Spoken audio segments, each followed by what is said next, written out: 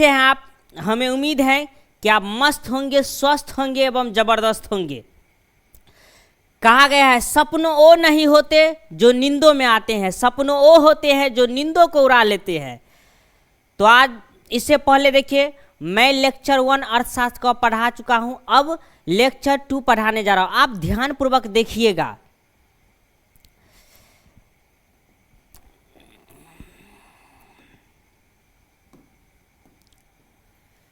देखिए सबसे पहले इसमें मैं जानता हूं कि योजना आयोग क्या है।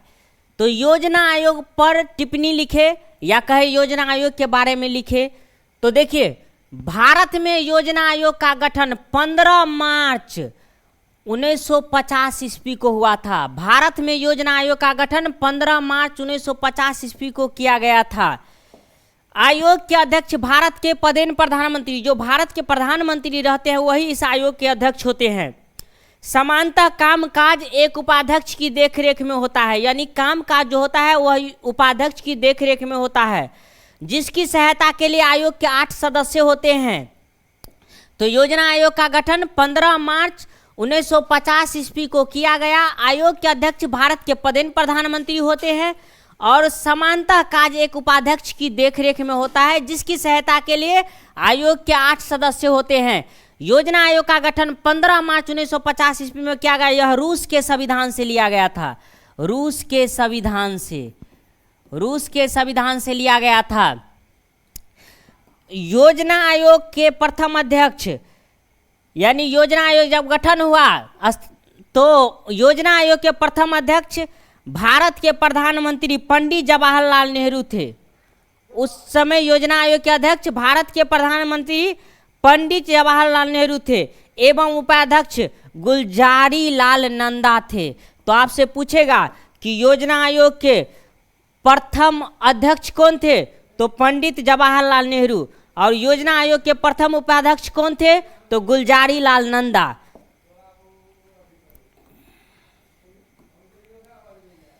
अब देखिए योजना आयोग को 1 जनवरी 2015 ईस्वी को नीति आयोग कर दिया गया। देखिए योजना आयोग को ही 1 जनवरी 2015 को नीति आयोग कर दिया गया। 1 जनवरी 2015 को नीति आयोग कर दिया गया और इसका मुख्य कार्य होता है पंचवर्षीय योजना तैयार करना। योजना आयोग और नीति आयोग वही है। तो नीति आयोग का कार्य है पंचवर्षीय योजना तैयार करना और योजना आयोग भी वही था। इसी का गठन योजना आयोग को ही नीति आयोग 1 जनवरी 2015 ईस्वी को कर दिया गया। इसका मुख्य कार्य है जो केंद्र सरकार द्वारा जो पंचवर्षीय योजना तैयार की जाती है वही पंचवर्षीय योजना तैयार करना। भारत की पहली पंचवर्षीय योजना 1 अप्रैल 1951 ईस्वी में प्रारंभ हुई थी। पहली पंचवर्षीय योजना, यानी मुख्य कार्य इसका है पंचवर्षीय योजना बनाना। योजना आयोग या नीति आयोग का मुख्य कार्य यह योजना था। और समय क्या था? देखिए पंचवर्षीय योजना, तो सबसे पहली पंचवर्षीय योजना था, उसका समय था 1951 से 1956 और उसमें कृषि क्षेत्र में को सर्वोपरि माना गया। इसमें कृषि पर जोर दिया गया पहली पंचवर्षीय योजना में। दूसरी पंचवर्षीय योजना जो था वह दूसरी पंचवर्षीय योजना 1956 से 1961 तक चला। देखिए पंचवर्षीय मतलब 5 वर्ष की योजना। तो देखिए जैसे 1951 से 1956, तो देखिए 52, 53, 54, 55 और 56 5 साल का हुआ। तो ये देखिए उसके बाद 1956 से 1961 दूसरी पंचवर्षीय योजना जो चला, उसमें क्या हुआ? सबसे पहले भारत में जो बड़े बड़े स्टील प्लांट थे उसी योजना में स्थापित हुए। भारत में बड़े बड़े स्टील प्लांट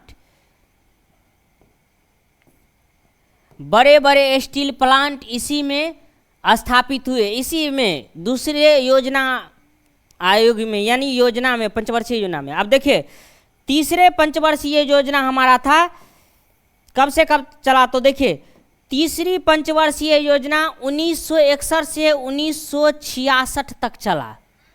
1961 से 1966 तक तीसरी पंचवर्षीय योजना चला और इस योजना में, तीसरी पंचवर्षीय योजना में कृषि और उद्योग दोनों की प्राथमिकता दी गई। इस पर जोर दिया गया, कृषि पर और उद्योग पर। और ये असफल योजना रहा।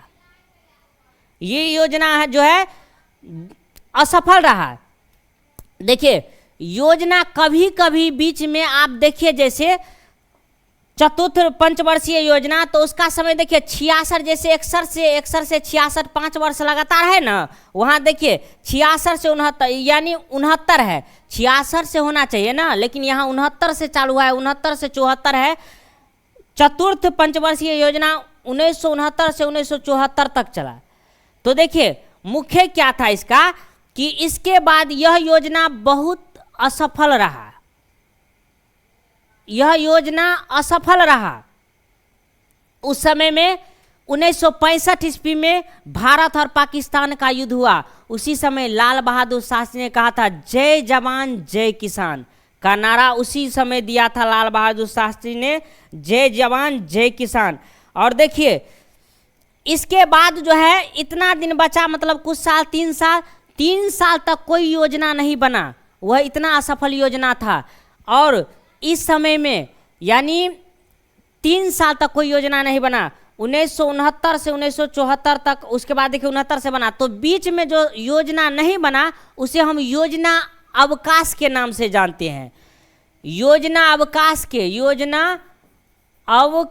के नाम से जानते हैं, योजना अवकाश। जब योजना न बना तो उसे योजना अवकाश के नाम से जाना जाता है। चतुर्थ पंचवर्षीय योजना 1969 से 1974 था, उसमें उसके मुख्य उद्देश्य में परिवार नियोजन भी एक मुख्य उद्देश्य था, परिवार नियोजन भी एक मुख्य उद्देश्य था, परिवार नियोजन भी एक मुख्य उद्देश्य होता है। परिवार नियोजन में क्या कहा गया है कि यानी हम दो हमारा दो के तहत चलिए, लेकिन ऐसा नहीं, देखते होइएगा गांव देहात में ऐसा सोचता है कि हम दो हमारा 5 होना चाहिए तब ना हम लड़ने के लिए जाएंगे, लेकिन कभी शिक्षा के बारे में नहीं सोचता है कि शिक्षा कहाँ है, कैसे हम इसको पढ़ाएंगे, कैसे होगा इसका पढ़ाई लिखाई। फिर हम गरीब, देखिए अगर जो 10,000 कमा रहा है, अगर इसके पास अगर मान के चलिए 10,000 कमा रहा है तो बचत कम हुआ। अब क्या होगा, अब देखिए इसे 5 बच्चे जब हुए तो यह भरण पोषण में खर्च होगा, अच्छी तरह से शिक्षा वह नहीं बच्चे को दे पाएगा। तो यही सब है, इसी के लिए परिवार नियोजन पर जोर देना। अभी भी ऐसे कुछ लोग हैं जो इस पर फोकस नहीं करते हैं।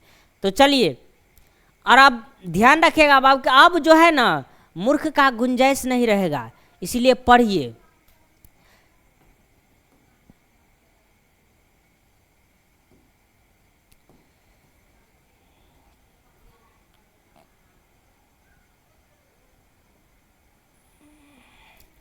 अब देखिए 5वीं पंचवर्षीय योजना 1974 से 1968 तक चला। तो 1974 से 1968 यानी इसको क्या किया गया, देखिए 1974 से जैसे 5 वर्ष होना चाहिए ना, 1974 था 1968 तक, सॉरी 78 तक, देखिए 5वीं पंचवर्षीय योजना 1974 से 1978 तक चला। तो देखिए 5 साल नहीं 4 साल हुआ ना, तो इसको क्या किया गया, 68 में इसको मतलब योजना आयोग को तोड़ दिया, उस समय ध्वस्त कर दिया इसको। तो अब देखिए 6ठी पंचवर्षीय योजना, और इसी देखिए ये जो पंचवर्षीय 5वीं पंचवर्षीय योजना था, उसी समय इंदिरा गांधी ने नारा दिया था गरीब हटाओ, गरीब हटाओ का नारा दिया था। यह नारा श्रीमती इंदिरा गांधी ने दिया था, गरीब हटाओ का नारा। 6ठी पंचवर्षीय योजना 1980 से 1985 तक चला। चलिए इसका ज़्यादा डीप हम नहीं जानेंगे, ये कंपटीशन लेवल का होता है ज़्यादा डीप। 7वीं पंचवर्षीय योजना 1985 से 1990 चला। 8वीं पंचवर्षीय योजना 1992 से 1997 चला। 9वीं पंचवर्षीय योजना 1997 से 2002 तक चला। 10वीं पंचवर्षीय योजना 2002 से 2007 तक चला। और 11वीं पंचवर्षीय योजना 2007 से 2012 तक चला। और 12वीं पंचवर्षीय योजना जो था, वह 12वीं पंचवर्षीय योजना वह 2012 से 2017 तक, यानी कुल 12 पंचवर्षीय योजना चला था। तो समझ गए 2017 तक। तो ये 12 पंचवर्षीय योजना यानी 5 साल का। आप देखिए बीच बीच में योजना नहीं है तो समझ जाइए कि इस बीच में योजना अवकाश था।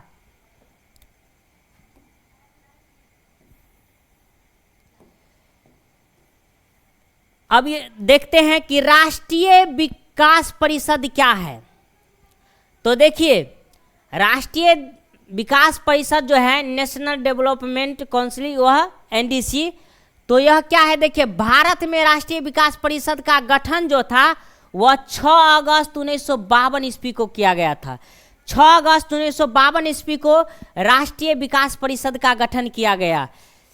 इसका गठन आर्थिक नियोजन हेतु राज्य सरकार और योजना आयोग के बीच तालमेल, मतलब आर्थिक नियोजन के लिए राज्य सरकार और योजना आयोग के बीच तालमेल हो, इसीलिए राष्ट्रीय विकास परिषद का गठन किया गया था। और देखिए, सभी राज्य के मुख्यमंत्री इसके पदेन सदस्य होते हैं।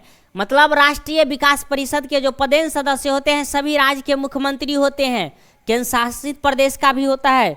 तो ये देखिए, यह पंचवर्षीय योजना का अनुमोदन, यानी देखिए क्या होता है, यह पंचवर्षीय योजना बनाने का काम हुआ योजना आयोग का, और क्या करता है, अप्रूव्ड जो करता है ना, अनुमोदित, वह क्या करता है, राष्ट्रीय विकास परिषद इसे अप्रूव्ड करता है। योजना मतलब पंचवर्षीय योजना को बनाने का काम क्या योजना आयोग, और अनुमोदित यानी अप्रूव्ड करने का काम कौन करता है, तो राष्ट्रीय विकास परिषद करता है। समावेशी विकास, तो देखिए विकास की ऐसी प्रक्रिया जिसमें समाज के सभी वर्ग का जीवन स्तर ऊंचा होता जाए।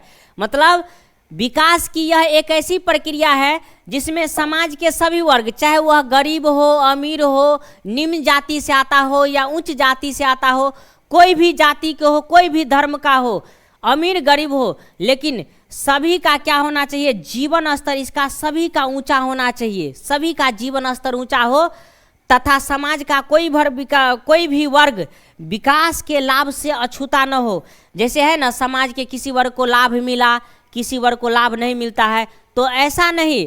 यह कहता है समावेशी विकास की समाज के कोई भी वर्ग हो, वह विकास, सभी वर्ग का विकास होना चाहिए। वह कोई भी वर्ग ऐसा नहीं हो जिसका विकास न हो। तो विकास इस प्रकार होगा, तो ऐसे विकास को हम कहेंगे समावेशी विकास।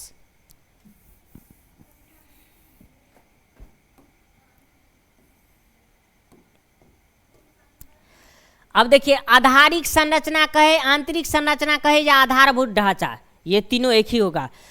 तो आधारिक संरचना, आंतरिक संरचना, आधारभूत ढांचा, वे सुविधाएं तथा सेवाएं जो देश के आर्थिक विकास के लिए सहायक होते हैं।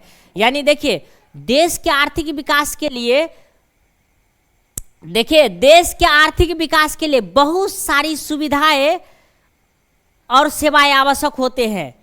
उस सभी सुविधा और सेवाओं को, उसे हम क्या कहते हैं, आधारभूत ढांचा, आर्थिक संरचना। जैसे देखिए, बिजली अच्छा रहेगा देश का विकास होगा, परिवहन अच्छा रहेगा देश का विकास होगा, संचार व्यवस्था अच्छा रहेगा देश का विकास होगा, स्कूल अच्छा रहेगा देश का विकास होगा, अस्पताल अच्छा रहेगा देश का विकास होगा।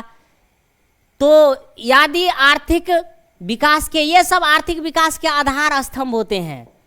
आधार स्तंभ, जैसे देखिए, अगर कोई घर है तो इसका मेन खंभा जो होता था उसका, अगर उसको हटा दीजिएगा तो घर गिर जाएगा। इसी तरह ये देखिए आधार स्तंभ होता है। तो ये मुख्य रूप से आधार काम करता है यह विकास का।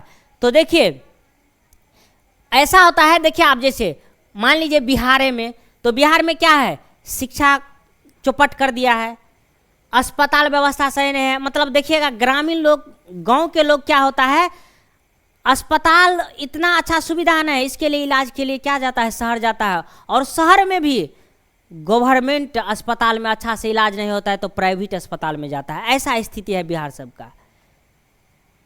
तो देखिए विकास कैसे होगा, ये सब विकास होना चाहिए। स्कूल का शिक्षा अच्छा होना चाहिए। किसी देश के आर्थिक विकास में आधारिक संरचना का महत्वपूर्ण योगदान होता है। देखिए देश का आर्थिक विकास तभी होगा जब आधारिक विकास जरूरी हो। मतलब जब तक आधारिक विकास जरूरी नहीं होगा तो स्वाभाविक बात है कि जिस देश का आधारभूत ढांचा जितना विकसित होगा, मतलब देखिए जिस देश में बिजली, परिवहन, संचार, स्कूल, अस्पताल जितना विकसित होगा, शिक्षा, स्वास्थ्य सब, वह देश उतना विकसित देश होगा। और जिस देश में चाहे जो राज हो उसमें जो ये सब कमी होगा, जितना पिछड़ा होगा वह पिछड़ा राज्य कहेगा, पिछड़ा देश कहेगा। और जिसमें और एक देखिए, एक होता है विकसित देश, एक होता है विकासशील देश। तो देखिए, विकसित वह है जो पूर्ण रूप से विकसित कर चुका है, सब चीज से भरपूर है, और विकासशील वह है जो धीरे धीरे विकास कर रहा है, वह विकासशील। जैसे हमारा भारत एक विकासशील देश है। तो देखिए, अब जानेंगे हम नरेगा।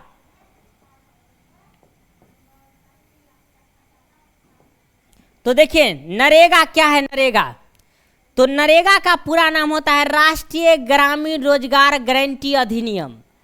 इसका पूरा नाम होता है राष्ट्रीय ग्रामीण रोजगार गारंटी अधिनियम। तो देखिए,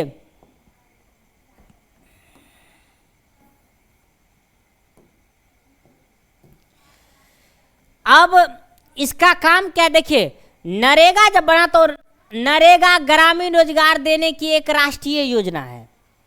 नरेगा जो है वह ग्रामीण रोजगार देने की एक राष्ट्रीय योजना है। इसके अंतर्गत ग्रामीण मजदूरों को साल में कम से कम 100 दिन के लिए रोजगार देने की व्यवस्था है। नरेगा के तहत यह कहा गया, यह राष्ट्रीय स्तर पर रोजगार देने वाली एक संस्था थी, और यह योजना जो थी उसमें यह कहा गया कि इसके अंतर्गत कम से कम ग्रामीण मजदूर को कम से कम साल में 100 दिन मजदूरी यानी रोजगार मिलना चाहिए, 100 दिन मजदूर को।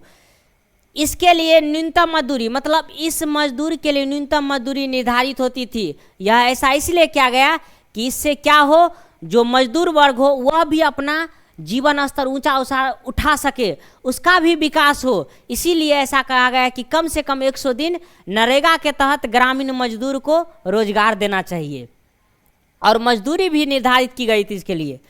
सतत विकास हम जानेंगे अब। सतत विकास, तो विकास की ऐसी प्रक्रिया जिसमें वर्तमान पीढ़ी को ही नहीं बल्कि भावी यानी भविष्य की पीढ़ी को भी ध्यान में रखकर विकास की जाती है, तो उसे हम सतत विकास कहते हैं।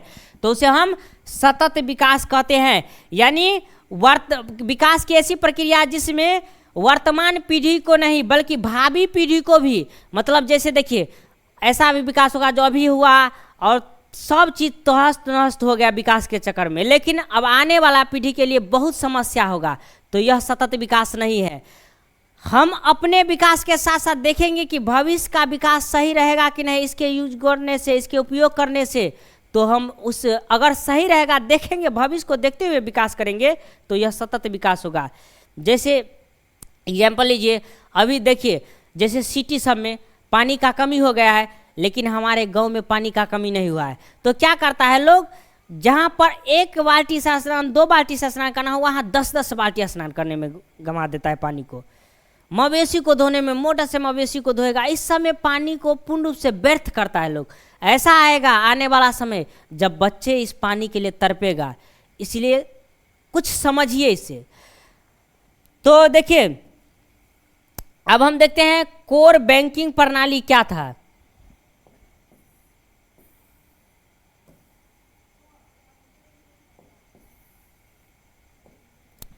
कोर बैंकिंग प्रणाली, जब एक व्यक्ति एक स्थान से दूसरे स्थान तक बिना विलंब के बैंक के माध्यम से पैसे का लेन देन करता है, तो बैंक के इस प्रणाली को हम कोर बैंकिंग प्रणाली कहते हैं।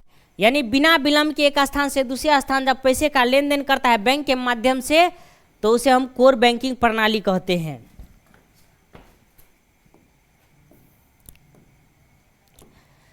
अब देखिए मानव विकास रिपोर्ट, ह्यूमन डेवलपमेंट रिपोर्ट, संयुक्त राष्ट्र विकास कार्यक्रम यूएनडीपी द्वारा महबूब उल हक के निर्देशन में ऑब्जेक्टिव आपको पूछ भी देगा किसके निर्देशन में, तो महबूब उल हक के निर्देशन में तैयार की गई थी। पहली मानव विकास रिपोर्ट में प्रस्तावित किया गया, यानी यह जो था प्रस्तावित किया गया, पहली मानव विकास रिपोर्ट में प्रस्तावित किया गया कि मानव विकास रिपोर्ट विभिन्न देशों की तुलना, मतलब मानव विकास का रिपोर्ट जो है विभिन्न देशों की तुलना लोगों को किसके आधार पर, शैक्षिक स्तर के आधार पर, उनकी स्वास्थ्य के आधार पर और प्रति व्यक्ति आय के आधार पर करता है। देखिए, प्रति व्यक्ति आय और राष्ट्रीय आय। राष्ट्रीय आय मतलब हुआ देश का कुल आय, राष्ट्रीय आय में आता है। और जब राष्ट्रीय आय, एक वर्ष में देश वस्तु और सेवाओं से जितने भी आय अर्जित करता है वह राष्ट्रीय आय के अंतर्गत आता है। और प्रति व्यक्ति आय क्या होता है, यह हम अगले चैप्टर में जानेंगे। ऐसे इस चैप्टर का नाम ही है आय, राष्ट्रीय आय और प्रति व्यक्ति आय में हम अगले चैप्टर में जानेंगे विशेषकर। प्रति व्यक्ति क्या होता है, प्रति व्यक्ति आय देश की कुल जनसंख्या में, यानी पूर्ण रूप से देखिए देश का कुल जनसंख्या है तो राष्ट्रीय आय में देश की कुल जनसंख्या से भाग देने पर जो भागफल आता है वही प्रति व्यक्ति आय आता है। तो देखिए, ऐसा नहीं है कि प्रति व्यक्ति आय नहीं है जरूरी, प्रति व्यक्ति आय भी जरूरी है। जब तक प्रति व्यक्ति आय स्ट्रोंग नहीं होगा, जब तक देश के और राज्य के एक एक आदमी अच्छे तरीके से नहीं कमाएगा तो क्या देश का आय बढ़ेगा? नहीं। अहम भूमिका है प्रति व्यक्ति आय का, तो ध्यान रखिए, वह नहीं समझिए कि कहिएगा देश पिछड़ा हुआ है आप कमेबे नहीं कीजिएगा तो कैसे देश आगे बढ़ेगा। तो देखिए, व्यक्ति आय मतलब स्वास्थ्य प्रति व्यक्ति आय के आधार पर इसका मानव विकास सूचकांक 3 सूचक है। यह 3 सूचक कौन कौन है सो देखिए, ये 3 सूचक जो है वह है जीवन की आशा, शिक्षा की प्राप्ति और जीवन स्तर। जीवन की आशा क्या है? शिक्षा की प्राप्ति होना चाहिए, जीवन स्तर अच्छा होना चाहिए। अब देखिए HDI जीवन आशा सूचकांक प्लस शिक्षा प्राप्ति सूचकांक प्लस जीवन स्तर सूचकांक, ये तीनों का योग है HDI। तो देखिए HDI तीनों सूचकांकों का, यानी तीनों सूचकांकों का जो है, तीनों सूचकांकों का औसत होता है यानी योग होता है। और पैमाने पर सभी देशों की HDI दर जो होती है, HDI दर, यहाँ दर होगा, HDI दर जो होती है वह 0 से 1 होती है, मतलब 0 से 1 होती है। दशमलव में हुआ जैसे 0 इतना इतना इतना, इस प्रकार से होता है। तो हम यह ध्यान में रखिएगा, HDI का मतलब हुआ मानव सूचकांक, ये जो हुआ इसका मतलब हुआ मानव सूचकांक, मानव सूचकांक। तो देखिए आज का इतना ही वीडियो था, इससे अगले वाले वीडियो मैं अगले क्लास में लेकर आऊँगा और ऑब्जेक्टिव का भी अब क्लास आएगा। आप जुड़े रहिए हमारे चैनल से, आपको बेहतरीन तैयारी कराया जाएगा। देखिए